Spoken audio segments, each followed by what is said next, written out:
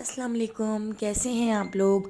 तो आज मैं आपके लिए बहुत ही ज़बरदस्त देगी स्टाइल ज़र्दे की रेसिपी लेकर आई हूँ।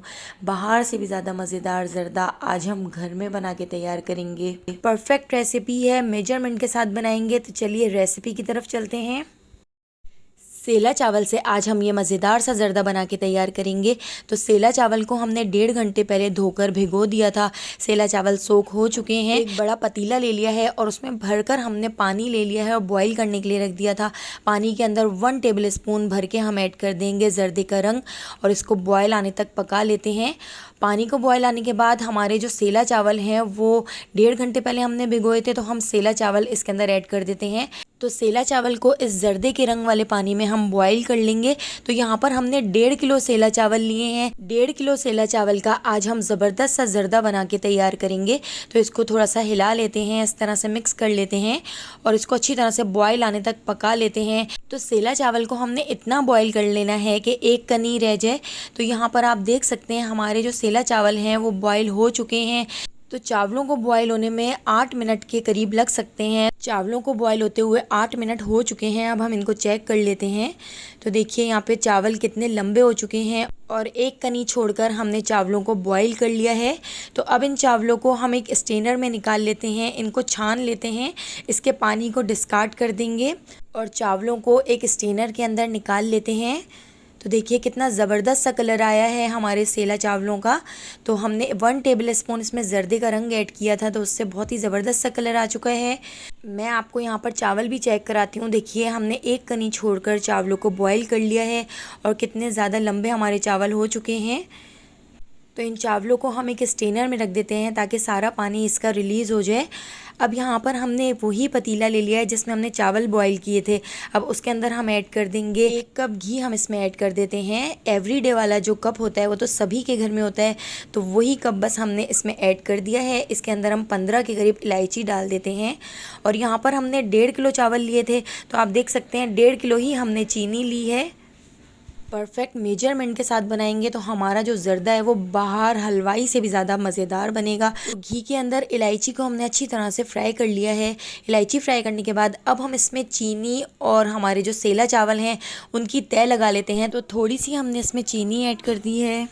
अब थोड़े से हम इसमें चावल ऐड कर देते हैं। तो बस इसी तरह से हमने तय लगा लेनी है।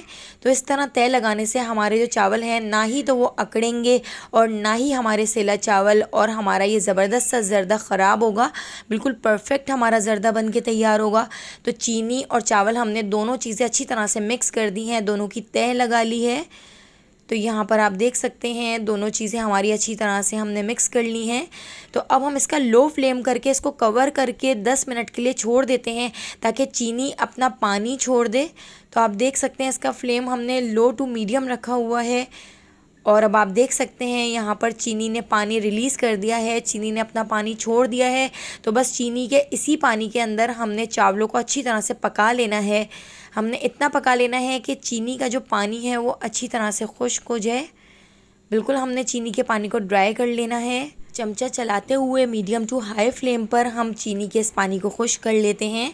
तो आप इसका फ्लेम भी चेक कर सकते हैं। मीडियम फ्लेम हमने इस वक्त रखा हुआ है। मीडियम फ्लेम पर हम इसके पानी को खुश्क कर लेते हैं और यहाँ पर हमारा चीनी का पानी अच्छी तरह से खुश्क हो चुका है।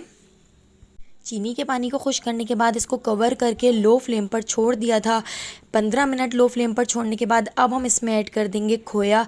तो यहाँ पर ये जो खोया है ये मैंने फ्रीज़र में रख दिया था, इसलिए बिल्कुल जम चुका है। तो खोए को हम इसमें अच्छी तरह से मिक्स कर लेते हैं।